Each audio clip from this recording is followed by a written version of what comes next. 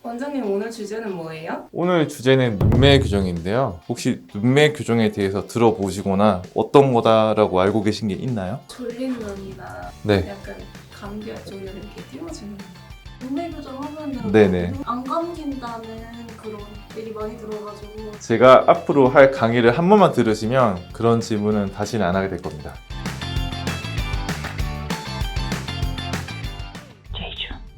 이제 눈매 교정이라고 하는 거는 눈 뜨는 힘을 좀 강화시켜주는 그런 수술을 말을 하는데, 눈 뜨는 힘이라고 하면 눈을 감았다 떴을 때 눈이 얼마큼 움직이는가, 지금 이 위에 윗꺼풀이 움직이는 거리가 이 정도 되었다고 쳤을 때 이 정도를 눈 뜨는 힘이라고 하거든요. 요거는 지금 환자분이 눈을 조금밖에 못 뜨시는 경우고, 근데 이분이 눈을 이 정도 많이 뜨셨다 이럴 때는 눈을 이만큼 움직이신 거죠. 눈을 이만큼 움직이신 거기 때문에 눈을 요거밖에 못 뜨시는 환자분이 있으면 이거를 이렇게 크게 움직일 수 있게 도와드리는 게 눈매 교정이라고 할 수 있습니다. 그래서 제가 눈매 교정을 어떤 식으로 수술을 하고 저는 어떻게 수술을 하는지 설명을 드릴 겁니다. 우리가 쌍꺼풀을 만든다고 할 때는 쌍꺼풀 판이랑 피부 조직 자체를 이렇게 묶어서 저희가 쌍꺼풀을 만드는 겁니다. 그리고 우리가 눈매를 교정한다고 하는 거는 눈 뜨는 근육 자체는 여기를 얘기하는 거기 때문에 여기 자체를 묶어서 눈을 이렇게 당겨주는 거를 이제 총칭해서 눈매 교정이라고 합니다.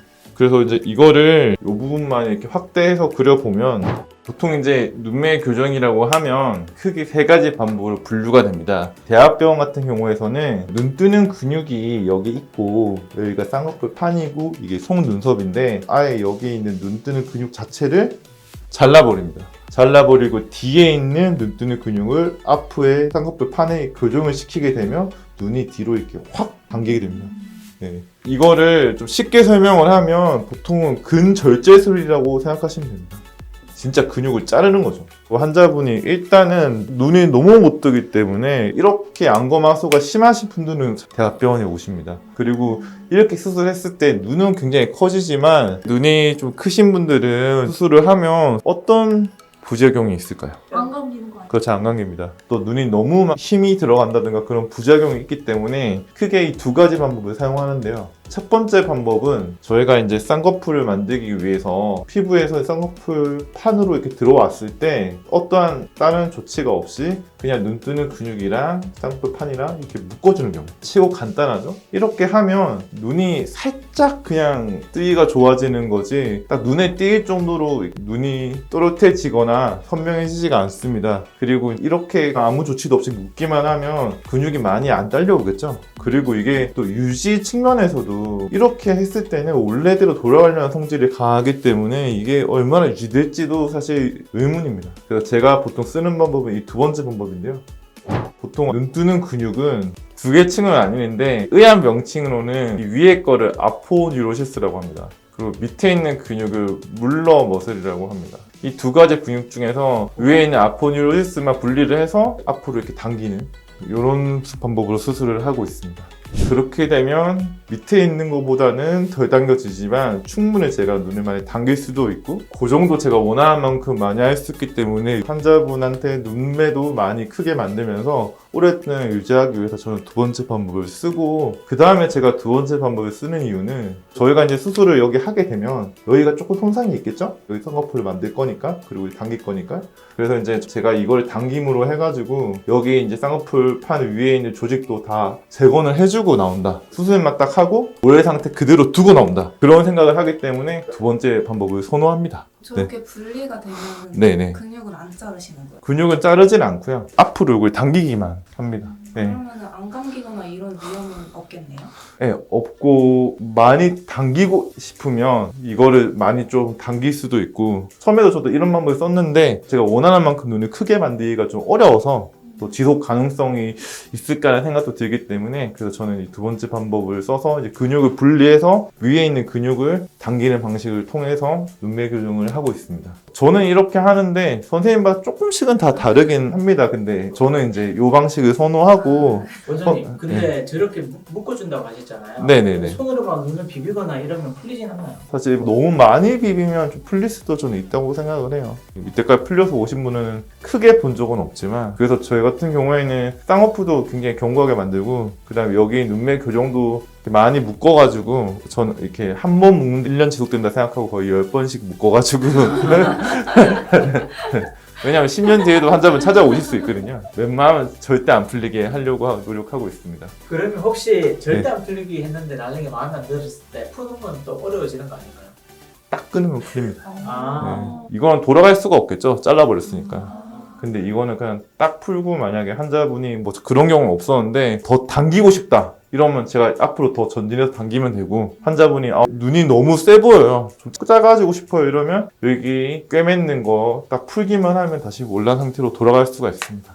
이렇게 하면 진짜 웬만한 눈은 완전 다 크게 만들 수 있어요. 예.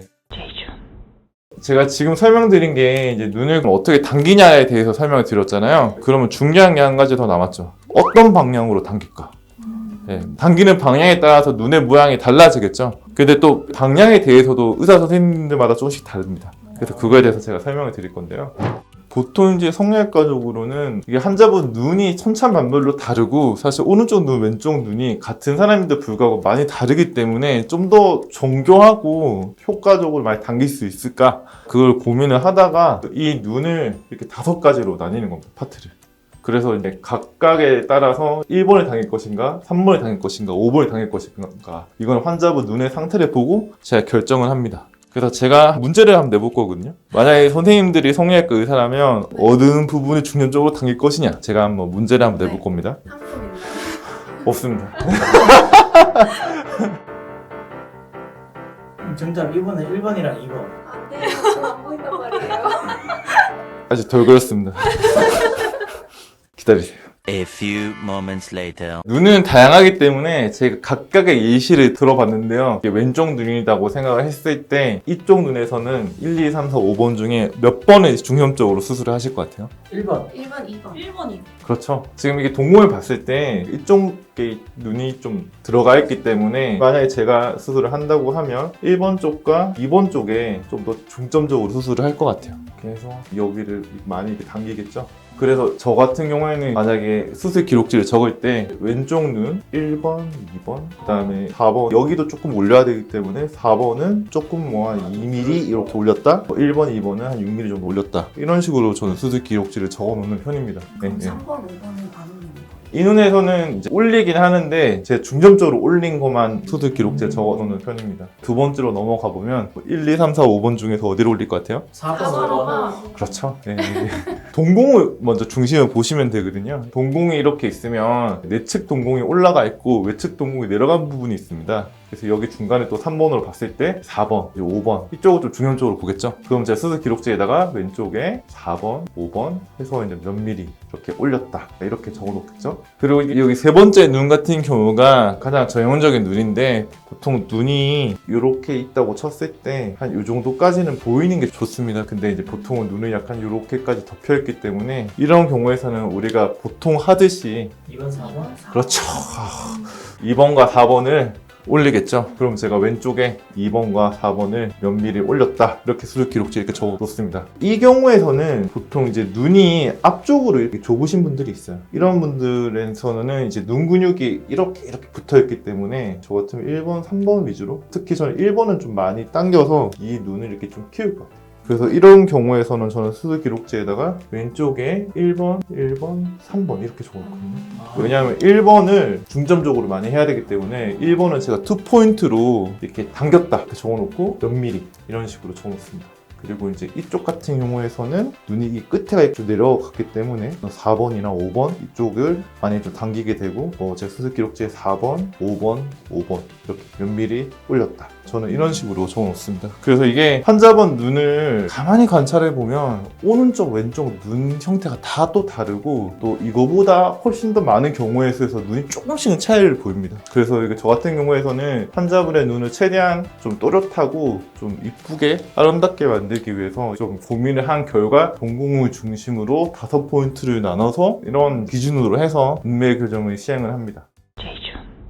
어때요? 이제 눈매 교정에 대해서 좀 알겠어요? 좀 알겠는데 근육이 어쩌고 이런 거 자체도 아직 좀 너무 어려운 것 같아요. 그냥 이렇게 알고 계셔야 될 개념 자체는 눈 뜨는 힘을 강화시켜준다, 눈 뜨는 근육을 당겨서 눈을 크게 만들어준다, 그 정도만 알고 계시면 사실 상담하시는데 전혀 무리는 없습니다. 네. 그것만 그냥 생각하고 하고 원장님께 상담 받으러 가면 되나요? 네, 그렇습니다. 수술은 제가 잘해야 될 사항이지 환자분은 어떤 눈을 원하시는지 어떤 스타일을 선호하시는지 그것만 저한테 말씀해 주시면 제가 최대한 맞춰서 최적의 눈을 권해드리고 수술해 드릴 겁니다. 오늘은 여기까지 하겠습니다. 저희 강의를 들어주셔서 감사하고요. 다음에 봐요. 제발.